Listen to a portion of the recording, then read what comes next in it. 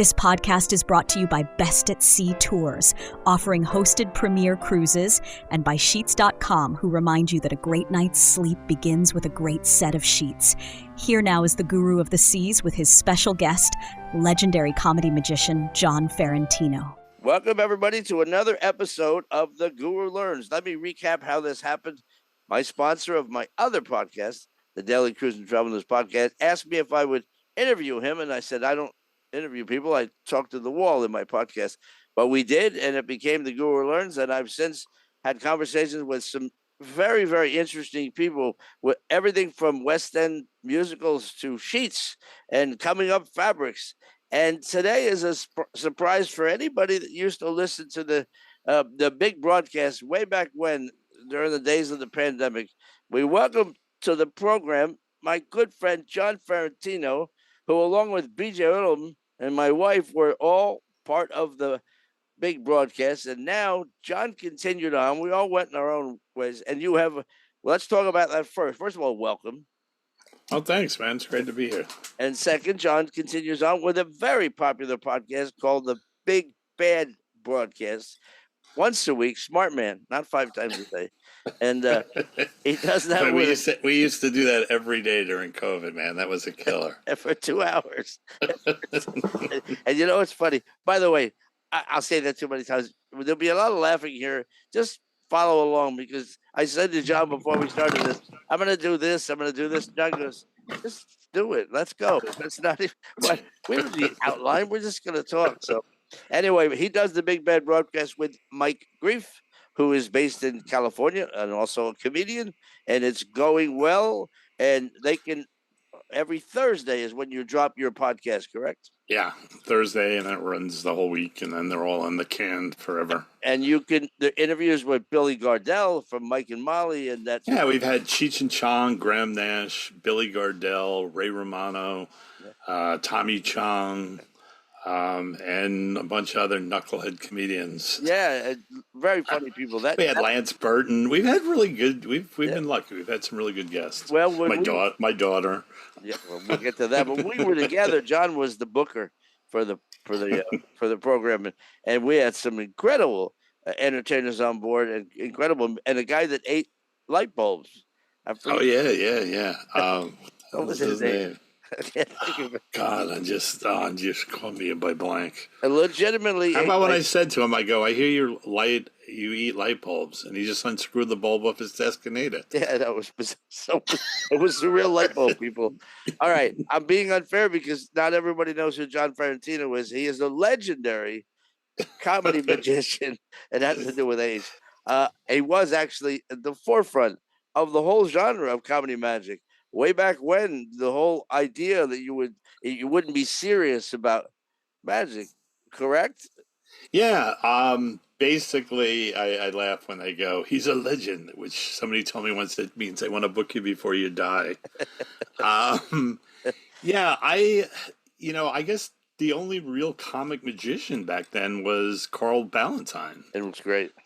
And I became really good friends with his daughter, and I had her on my podcast, and she told me that once when she was like around 20 years old, her father said, I want you to see this videotape of this comic magician. He's really funny, and it was me.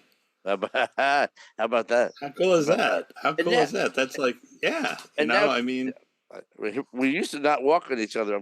I need practice. We'll get it. I've been talking to myself for too long. That's what the problem is. Now people actually, they look to John and they steal his act. Let's be honest. A lot of what he does. And John, and we're going to get into how his career started, but let's stay right in the current day. You're behind the scenes with other magicians, including, and I always get his name wrong. I know it's a pasta dish, right? Michael Carbonaro. Yeah, Michael Carbonaro. He's a big star. And John's was tell for the people that know who that is. So many don't. Michael Carbonaro had a reality TV show where it was sort of candid camera, only with magic. Yeah. And he's really he's the real magic purist. He did all the editing of his own show because he wanted to make sure it didn't look like camera tricks. And there was nothing on that show that was a camera trick. I met Michael when he was, I believe, 16 years old. I used to perform at this thing called the Tannins Camp. And it was a camp where kids went to learn how to do magic. And then at night they had professional magicians come in to do a show. So there would be like 4 magicians on one show. And I sort of became like a cult figure out there. So they gave me my own night. So I did the whole hour and a half show. And it's amazing to me how many people from that camp that, actually went on to be... Adrian Brody went to that Tannins camp. No way. No. Dennett, what's his name? David Blaine went to that camp. Yeah. Like so many people, it was crazy, So I just kind of hung out with him, and I guess he saw what I was doing, and because like every show now that he does, in the middle of the show, he just stops when I'm there and he goes, "Oh, there's a very famous comic magician in this audience." And, he's been on TV more than David Copperfield. And he taught me at an early age that it was more important to be funny than to try to wow him. Yeah. And so I write a lot for him. We still do a lot of stuff for his touring show. And, I think he thinks I'm his dad. There you go. Let's go back to the beginning. John, like me, although he was much younger when he said, "Let's do this," I had a real job and real responsibilities for quite a while. And John went to college, graduated. Not every comic does that. Most comics, when they graduate, they don't go to work. They become a comedian. They never had a job in their life, truthfully. But you did. Yeah, that's true. You did. So when at one So point, I graduated college in '72. Yeah. And I had a degree in radiology. Yeah. And I was working at Albert Einstein College of Medicine. I love that name. I don't know why. And it just sounds so impressive, doesn't it? It does. And then I worked at Jacobi Hospital in the emergency room in the Bronx during the heyday of the Bronx, which was which was a war zone. And my dad was sort of in this business too. And my dad was like, "Take the job, go work there." He goes, "If you work there for 6 months, there isn't anything in the world that you will not see." I would imagine. Yes, I worked there, and I ended up working there for 5 years. I mean, it was amazing. It was amazing, the things that I saw. But were you practicing magic? Not there, but you were doing magic at the... No, so when around that time, a friend of mine gave me I told him all the story about how when I was a kid, my grandfather gave me this huge magic set, and I loved all magic and blah, blah, blah. And I don't know, as a joke, he gave me a magic set for Christmas. Mm-hmm. It was a little kid's magic set. But I learned all the magic in it, and there was a book in there about how to do tricks that weren't in the kit. And then I was doing magic at a Christmas party that same year, and someone said, "There's a professional magic store in Hicksville, Long Island." And I was like, "What? I never even heard of a professional magic store." Yeah. And since I had a good job, I went in there and I had money, and they loved me because I had money to spend.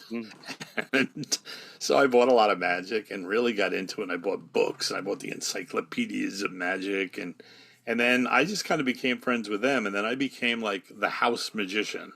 So any job that came through there, they would call me up and say, "Hey, do you want to do this dinner dance? Do you want to do this kid show?" So I was like, yeah. And then I became the official magician of the New York Islanders through that. But were you doing comedy magic then, or just... No, I was doing serious magic. I was doing dove act and an illusion act. And I used to do that trick, that zigzag illusion, where you put the girl in, you pull the middle out. Yeah. And this is the God's honest truth. One night I was taking it apart. It took 45 minutes to put it together and 45 minutes to take it apart. And the illusion ran 3 minutes. One night I had a big bag of screws, and I'm looking at this going, "This is really stupid. This is an hour and a half for 3 minutes. This is nuts." Yeah. So it's like dating. Then at that time, my mother said, "Hey, there's a comedy club that opened on Long Island called Richard M. Dixon's White House Inn." So she goes, "Why don't you go?" So I went there, and it was the original 7 comics from Long Island. It was Jackie Martling. Yeah. It was Richie Minervini, Bob Nelson, Eddie Murphy. I'm going blind there. Bob Woods. Yeah, Bob Woods and Dave Hawthorne. Yeah. And so I watched the show and I go, these guys were hysterical. Yeah. You know, I mean, I couldn't believe how funny they were. And I went up to Richie after the show. Even Minervini? Yeah, Richie Minervini. And I went up to Richie after the show and I went, oh my God, you guys are so funny. I go, how long have you been doing this? And he goes, this is our third week. And I was like, what? Well, yeah, we were funny because we didn't know what really funny was. So then Richie said, what do you do? And I go, well, I do magic. He goes, great. Start next week on Wednesday if you want. I need a serious act between the comics. Yeah. So I went there and I started doing my serious magic act, which went over really well. But I'd walk off stage and, you know, like I remember Eddie Murphy would go, that was amazing. How did you do that? Here. That is the Eddie Murphy. It's not someone with the same name. He was how old? How old? He was 16 at the time. 16. And I happen to know these stories because we've talked about it. But John should have a book like BJ has a book, because riding in the car with Jackie the Joke Man Martley and Eddie Murphy and Ferrentino. That's show business history. And for people that don't understand where stand-up came from, it came from the guys in Long Island and the guys Catch a Rising Star and the comic strip, and a guy named Jerry Stanley who used to come in and offer guys $50 and drive them out to Jersey. And I saw Jackie Martling. He's the first actor I saw alive. I saw Jackie live. We were lucky on Long Island because the city guys all came from kind of the same mold. Yeah. You know, like, where are you from? Yeah. You know, talk to the audience. Where we didn't know any different. We didn't know anything better. We had no other people to look at before us. That's pretty amazing when you think about it. John Joseph was not was he in the original group? No, came in later. No, he was the doorman at Deason. Somebody said get a guitar act later on. Right? I don't know, but the thing was, it was my brother-in-law Jeff Sabrowski was one of the original. So. You know, I'm being a little unfair. Jeff is another person who had a real job and did and he never gave up the real job. So he's retired, and I'm still doing a podcast and 2 podcasts and a travel agency. And John's retired, but he's not really retired. We'll get to that in a minute. And Jeff's the smart one. He just working. But you know, I mean, it's funny. So one night the crowd was just absolutely terrible at Dixon's. And everybody, you know, everyone's like, I'll try to save the show. And they'd go down in flames. Mm-hmm. And then it was like my turn. And I knew I would go down in flames too. And then it was Eddie Murphy and Richie Minervini said to me, just go out and do your act like you do it for us. Yeah. We'll sit in the audience and we'll laugh. Yeah. So I went out and I just made fun of my whole act. And they started laughing really hard. And the audience started laughing really hard. And then I was like, I can honestly say it was a real turning point in my life. It was the first time as an entertainer I actually had fun. You know what I mean? It was like I was always bundle of nerves and oh, is this going to work? And this was like fun. And I got off stage and they were like, oh man, you need to start doing it that way all the time. And let me interrupt here, by the way. People listen to this podcast because you listen to the other one and you're curious. Take a minute when we're done here and go on YouTube. There's plenty of clips, but you can watch John at the Magic Castle in Hollywood, absolutely destroying this room in a place that is the what do you call it? As the Mount Rushmore of magic, where they are really pretty damn serious about it. I mean, too serious. Some of these. Oh yeah, there. That's like. And John walks in there. Like that. He takes the piss down on everybody. It's fabulous. It's like the Vatican magic. Yeah, that's exactly right. It's like whatever. John goes clang clang. I don't want to do his act, but I've watched this guy for so long. So for years we met a long time ago in Las Vegas, 30 years ago, I guess. And of course we've both been on ships. John longer than I am. John has stepped back from that, but real fast because I'm all over the map as usual. So now. You really just kind of stumbled into the Long Island comedy scene, but you stayed with the day gig for X amount of time, right? Yeah, I stayed with it. What I did was I kept cutting back my hours so that I would keep having health insurance. Oh, okay, You good. know what I mean? I kept going, well, what's the minimum hours I can have to have health insurance? Yeah. And then I got down to the point where it was like I was working in the hospital. This is kind of funny. I was working in the hospital and I was on call on Wednesday nights. And I was also I was working with a male burlesque show. And I was doing As the magician. 3 Oh, shows.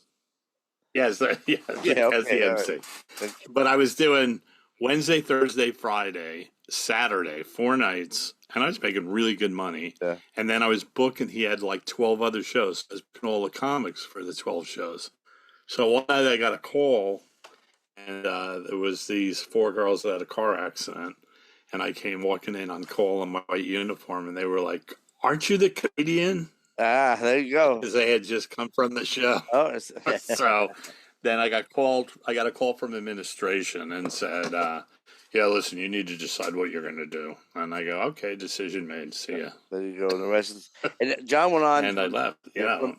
From that to I don't know how many television appearances. You can find them all on every show back then when there was 80s Comedy on the Road, the evening, the Improv, Caroline's Comedy Hour. There was so much television, and every Yeah, time, I mean, I did, I think, 55 shows or something. It's crazy. and had a pretty cool gig for a while, opening for this pretty well known band. Crosby, Stills. Was it Nash and Young or just Crosby, Stills and Nash? Crosby, Stills, and Nash. Yeah. Crosby, Stills, and Nash. I did it for 10 years. And Wow. then I did the Crosby, Stills, and Nash reunion tour. Yeah. And so yeah, it was a great gig because I mean they only did the summers and they were not on the road more than 2 weeks without sending you home and then flying you back to where you had to go. yeah. And at the same time, I had I kind of sound like I had a good career. And at the same time, I had a sponsorship with Coors Light beer. So I had 2 tours going on at the same time. I had a Coors Light Comedy Commando tour and the Crosby, Stills, Nash tour. And then yeah, it was good. And then all of that kind of the internet is YouTube is responsible for a lot of that in terms of comedy now is so readily available on YouTube, and it's not the same as live, but the comedy clubs in general aren't the clubs they were in the day, even Governors or places like that. So Ships is where you could go and perform, and that was a long time career for you. Oh yeah. And I just feel like my whole career I was always like I was lucky. I was always one step above the thing. When everyone started doing magic and doing birthday parties and stuff, I was able to go into comedy clubs. And then when the comedy clubs started to not die, but started to dwindle down a little bit, I was lucky enough to get into doing colleges. Yeah. And I did colleges forever. And then I went back to the comedy clubs when the TV started going. And then I was lucky enough to get the TV. And then when that started dying, I got the Crosby, Stills, and Nash thing. Yeah. So it's like I've been lucky. And then when that started dying, I got the cruise thing. So I was always lucky. It's like being in the right place at the right time, I guess. Well, you better have it's always like looking ahead to the next thing. But you better have an act to go with it, too. Again, I encourage everyone, after you listen to this podcast, if you're not familiar with John's work, you can go on YouTube, especially the spot at the Magic Castle, which just rocks. So now John is when I say he's a legend, he is a mentor, and he's also someone that amateur magicians pay good money to go see at these events, to talk to him. And John has a partner, and they develop magic. I don't know exactly how. Yeah. We don't call it tricks in magic, do you? Is it called tricks? What word do you have? I'm so lame. We call it magical effects. Yeah, that's the word I want. I don't want it to effects. Yeah, magical effects. And then kind of took a step back, and now back in it in a different genre, and that is the art of the séance, the art of So what happened is I was talking to Michael Carbonaro, and I said to him, playing out one day, we were trying to come up with something for a show. I said, people don't believe in magic anymore. There's too much magic.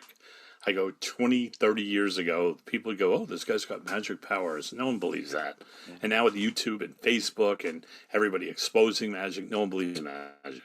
So I said, what if we could invent 20 tricks that no one's ever seen before? And instead of doing them like you were doing the magic, made it sort of like a paranormal experience. Mhm. I go, all we could ever hope for is that people would leave the show going, well, maybe, you know?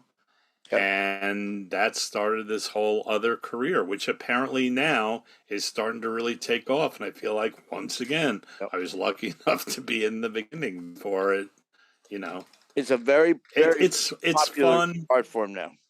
The whole. Yeah, I think it's fun for me because it, I mean, as you know, I'm a storyteller, and it's very storytelling orientated. Mhm.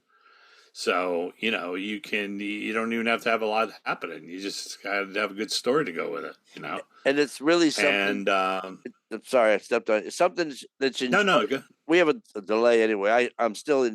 I'm in Las Palmas, Gran Canaria, and Johnson, Florida at the time. But it's also really something that has to be enjoyed in person, right? To be part of it Yes, as it's without a happening, doubt, as opposed to watching it. without a doubt.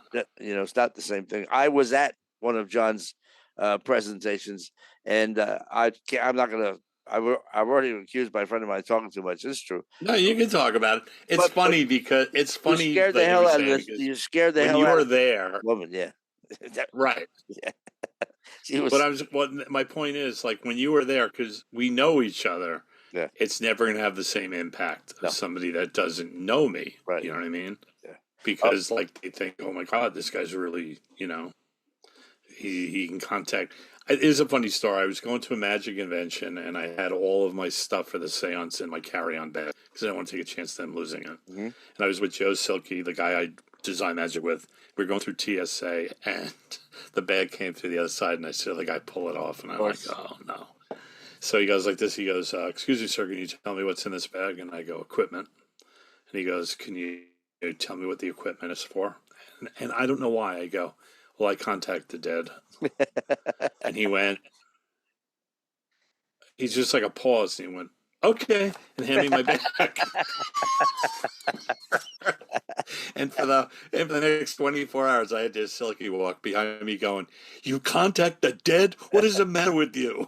Oh, that's funny. That's a tip for anybody. If you want to try to get through TSA without opening your bag, just stare at them and go, I contacted. Yeah, 10 people already used that. Open it up. What do you got in there? Sandwich? So I was hired to so I did my seance at the International Brotherhood of Magicians National Convention. Oh, talk about a tough crowd. In Arizona. Oh. So I had 450 magicians there. Yeah. Right? And a lot of the magicians came up to me and it was unbelievable. It was like one of the best responses I've ever had because they've never seen the magic before. And it was all new. And I had, believe it or not, so many people come up to me and go, I only came because I couldn't be being serious for an hour. Yeah. And you were serious? Yeah, I did it with no laughs. Sure. So I got hired. Although you've thrown them in, I've been. Yeah. I'd throw a couple laughs in there. Where the real Ferrentino came out. But I get hired to do the House of Cards in Nashville, which is like the Magic Castle, and Joey, who was the manager at the Magic Castle, who I know, was at the thing, and now he's running the House of Cards in Nashville. So I did the show at Nashville, and I did 3 shows the first night, 3 shows the second night, 3 shows the third night. And I came back, and Chris flew in, my girlfriend, and I said, I can't believe how good this is going. I've never been able to do 9 shows back to back, And I get a call the next morning from my friend Joey, who says, you need to come to the office. And I go, this doesn't sound good. And I go, and he goes, well, it's not great. So I went in there, and he told me that the owner had been in the night before and was afraid. And that didn't want me. And I had done the ABC News and scared the 2 girls on the ABC News. One of the best spots I've ever had. And he said, people are too afraid to come to the show. We can't do this anymore. So understand that part of the country deep down south. Yeah, they actually do have very strong beliefs about the afterlife So Joey said to him, "Listen, he goes, isn't this a tribute to what a good show it is. It's Halloween week. This is why we hired him. Yeah. You know? And I watered down the show so much I ended with Ghostbusters playing, and you know, it was crazy. So he goes, all right, I'll come to the show. I'll come to the show tonight and see. So the lights go down, and I come walking out from the back of the room in the total dark, ringing a bell. And I walk up on stage, and I go, and it's still dark, and I go, I ring this bell like a church rings a bell before the start of every service to let in only the good spirits and keep out the evil. And the lights come up, and I have that creepy doll sitting there. And 4 people in the front row sitting next to him go, I don't do no creepy dolls. And they get up and they leave. And so they paid me out for the week. And they gave me a $500 bonus for doing the news. And, you know, said we could stay in the penthouse for the week because I guess they want to pay for our airfare to fly us home. Yeah. And I was so upset about it, you know?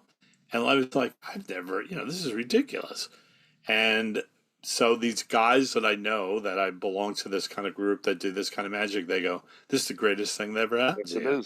And I go, what? So now they put on the posters as banned in Nashville for being too real. It is. So again, you can't see that on YouTube, but you know, if John's appearing somewhere, I'm sure they're going to talk about it on the Big Bad broadcast. I know you're doing something occasionally in Titusville in Florida, correct? Well, no, we have right in Cocoa Village. Oh, okay. We have a pirate museum. Okay.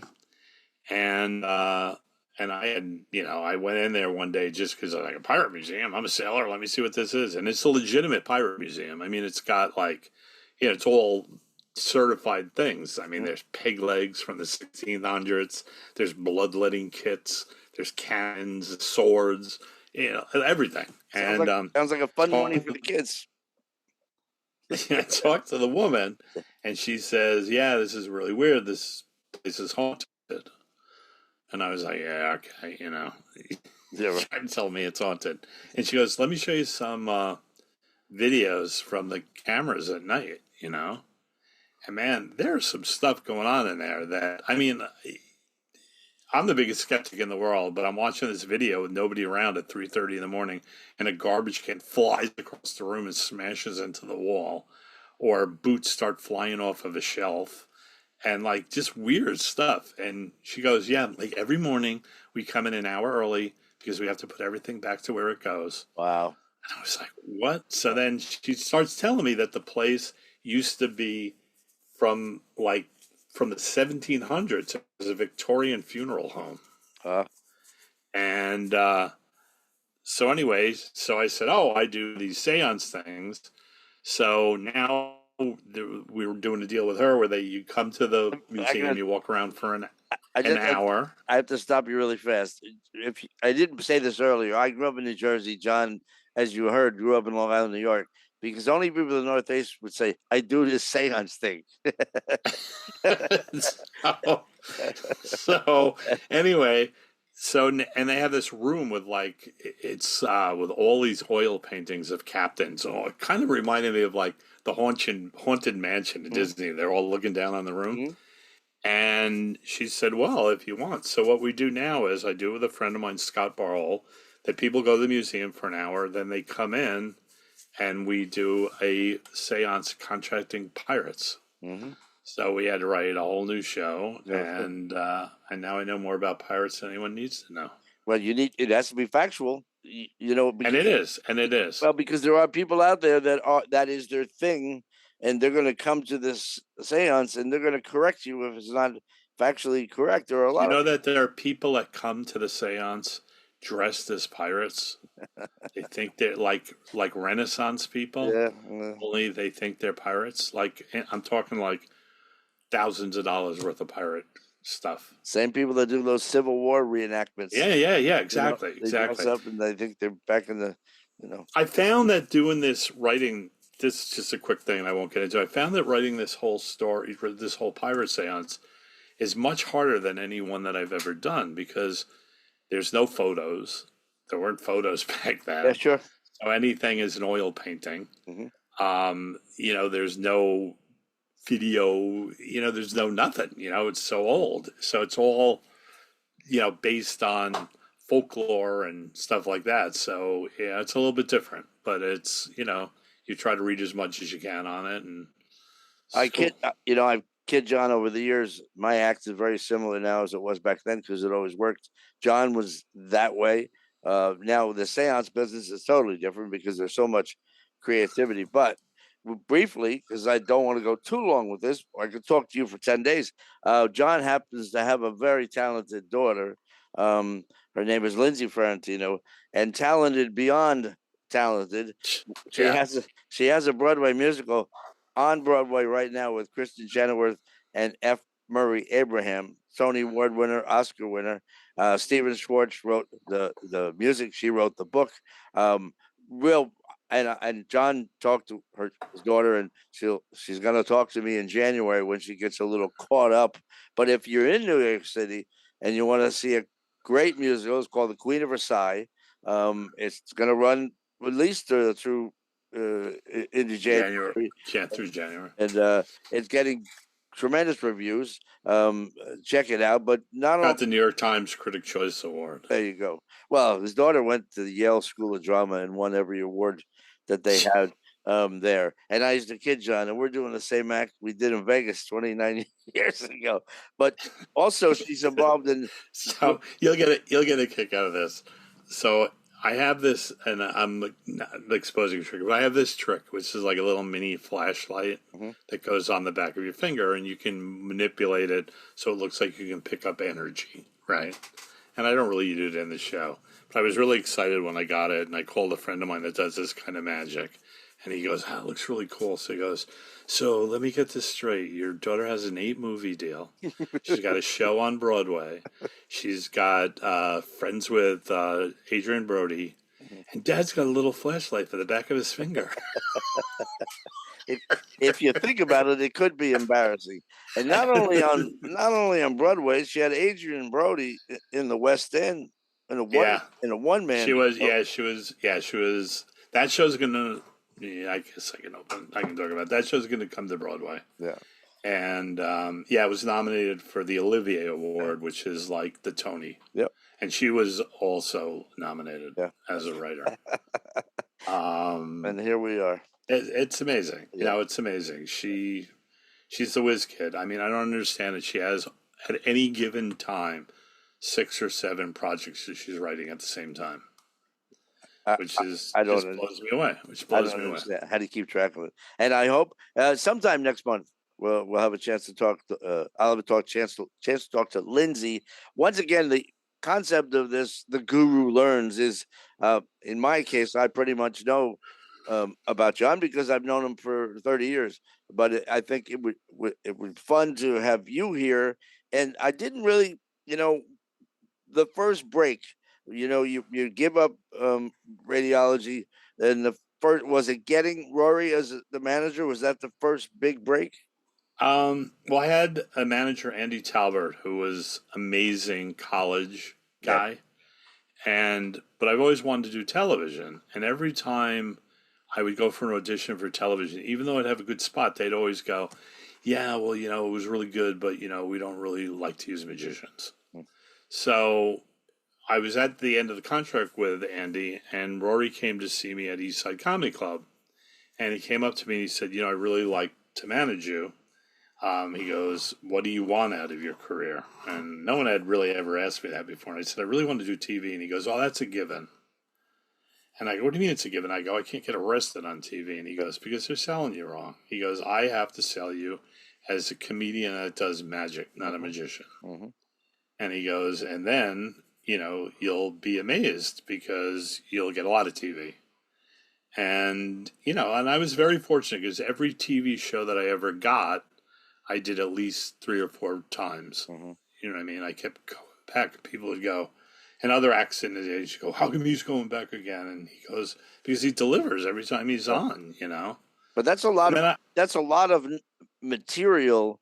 When you have the Comedy Strip live gig every other week, that it has to be it's got to be, I mean, there was actually times when I did Comic Strip Live where Joe Silky would come up with the bit on a Monday, and I'd have to do it live on Saturday without ever doing it before in front of an audience, Yeah. in front of like 3 million people, And it worked. It worked. And by the way, Yeah. the manager, John, back in the at that time, he had some second-rate acts. Robert Klein and Ray Romano, Ray Romano, some real Brian Reagan. Brian Reagan, some real second-rate acts. Those were great times back then. I came in at the end of that when that was almost over, so I never really enjoyed all the success that you had. I just traveled around the world and tried not to get arrested, so it worked out. So, Yeah, but you got a great career. I mean, it's you been work all the time. You work in great places. Yeah, And here I am in the beautiful AC Marriott in Las Palmas, and ironically, the AC is not working. That's just the way it goes with me. Just the way the room is hot as hell. It's called I guess AC hotels are a chain of hotels in Europe, and they partnered up with Marriott for this one, and so it's called the AC Marriott. And the AC, it isn't that hot out there, but it's hot enough, and the AC is not working. It's very ironic. It's called it only the happened AC. to me. Only happened to me. It's very ironic. It's called the AC, and it's not working. And it doesn't work. So, but maybe that's what the new logo should be. It should be the AC with a circle with a line through it. Well, there you go. That's thank you that'll be in tomorrow's podcast. By the time you hear this, you would have now you'll know I didn't write it when I used it tomorrow. Go, hey, you're stealing from Ferrentino. Hey, what are you doing that for? All right. I want to remind everybody to get on the YouTube and check out John. Do you have any? You don't have any seance video running up there yet, right?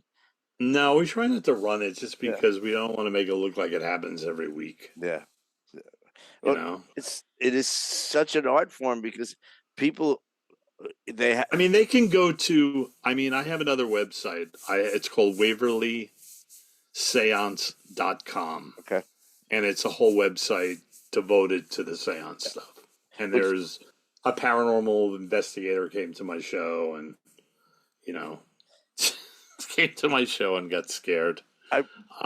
We should tell them if it goes long, it goes long. People don't listen, but it's a great story. Someone came to check out you. Yeah, so I got a call. I was at a family function when I was putting this Waverly thing together, and the phone rang and it said Louisville, Kentucky. So as a joke, I go, somebody from the Waverly, right? And my family started laughing, and this woman said, I'm from the Historic Society from the Waverly, and I believe that your website isn't 100% factual.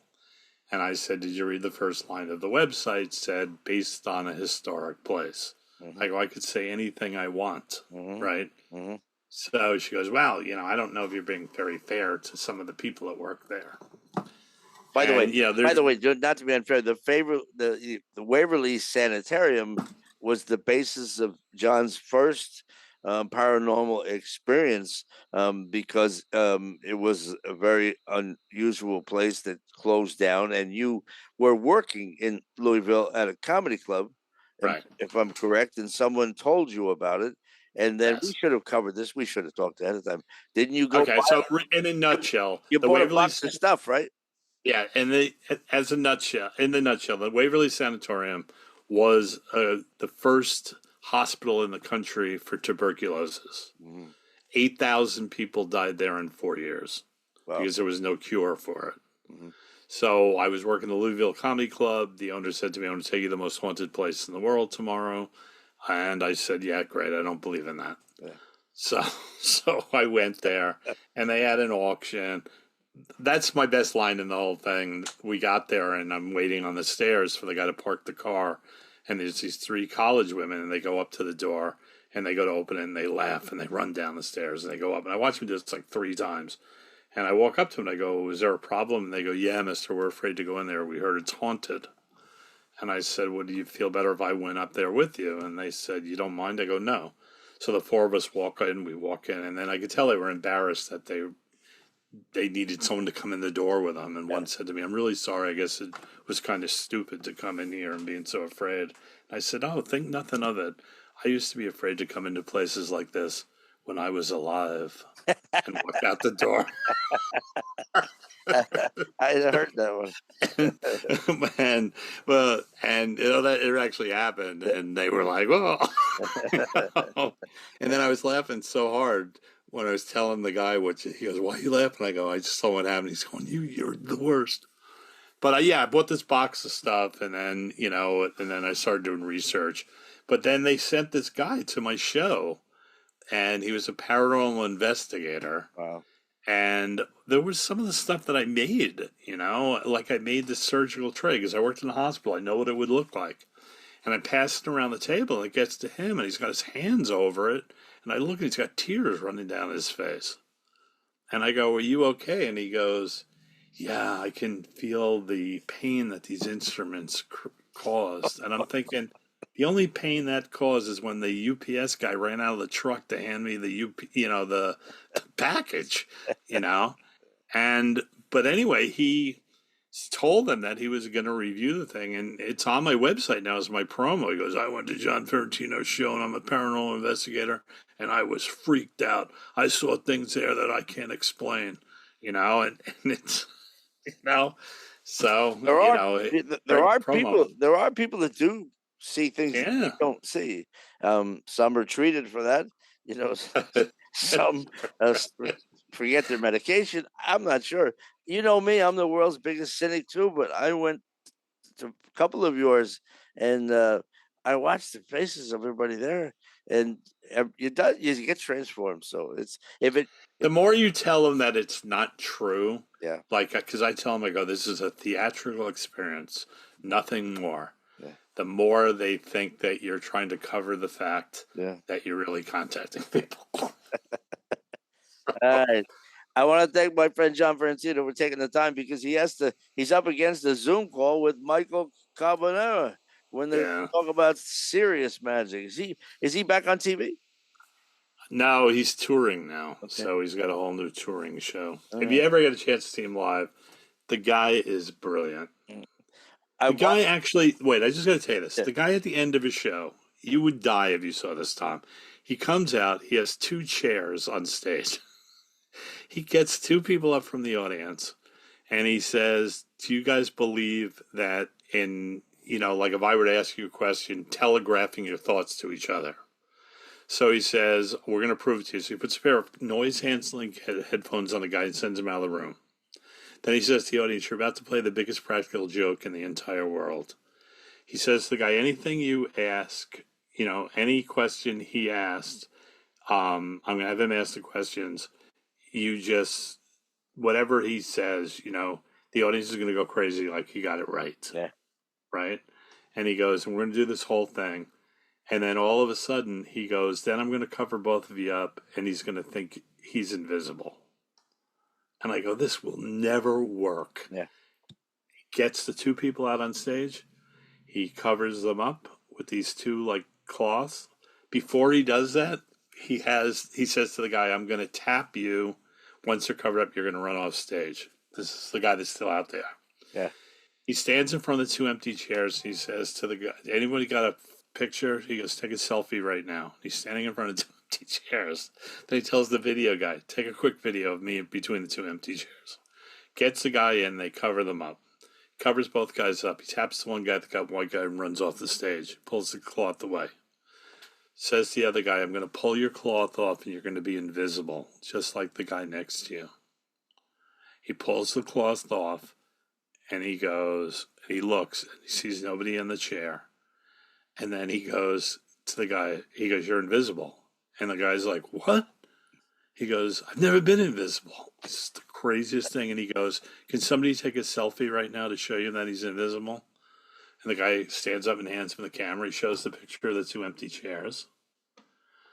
The guy is totally convinced he's invisible. Yeah. It's the craziest thing I've ever seen in my life. That's how good he is. Yeah. It's something you have to see to believe. Well, the guy's like looking at his hand like he's hallucinating. Oh! He says, "Free. I've never been invisible before," and he never tells the guy at the end that he wasn't invisible. And obviously, they're standing when he finishes the show, I would imagine. Yeah. Oh, yeah. He's brilliant. Yeah. So are you. Want to thank John Ferrentino. I don't want to go too All long because I have a friend that yells at me if I go too long. I have a lot of friends that yell at me all the time. Thanks for the time. And once again, on Thursdays, but you can just find it. You can go to the podcast playground or any podcast. Drops on Fridays. Fridays. Okay, that's right. Yeah. You tape on Thursday. But it's available on any of the podcast platforms called The Big Bad Broadcast. It is John and Mike Grief just being comics, and every week there's a new guest. And you had one more conversation because when I started this, I don't know if I'm a great interviewer or not, but I'm not a really inquisitive person. But this is fun now. But you had on John's Big Bad Broadcast, they had a pool man, not a pool man, but owned a pool company, right? He builds pools. He builds pools, and it was very interesting because when do you ever learn about pools? Yeah, I mean, I learned something from the guy. It's just Was he the rail guy though? Was he the rail? What? The rail guy from Queens? Is that different? That's the electrician that works for this guy. I had them both on. Okay. Tell the story really fast. John had a pool put in his yard. I had a pool put in. This guy named Raymond, and he comes up and he goes, "Hey, I'm from Queens." And I go, "Oh, great." And he goes, "And everything." So I go, "Let me ask you a question. You think I need a rail coming out? Because I have this little shallow beach section." He goes, "Let me tell you something." He goes, "You're having a party. Everyone's having a great time. Everyone's having a couple of beers. Your buddy goes to get out of the pool. He smacks his fucking head on the ground, splits it open. Next thing you know, you're in the fucking emergency room the entire day." He goes, "He ruins your party. Just get the fucking rail." It's like, great. And the guy's also a deacon of the church. Every other word, F in this and F in that. All right. Thanks for setting up, Lindsay. I appreciate it. And yeah, no problem. Hey, have a safe trip home, man. Yeah, and keep going with the seances. And you're being a mentor, and you're a great guy. John Ferrentino, right. Everybody. Thanks, John. I'll say hello to your lovely wife for me. I will do that. So. And text me when you get home, I worry. Okay. All right, bye. See you later. Bye.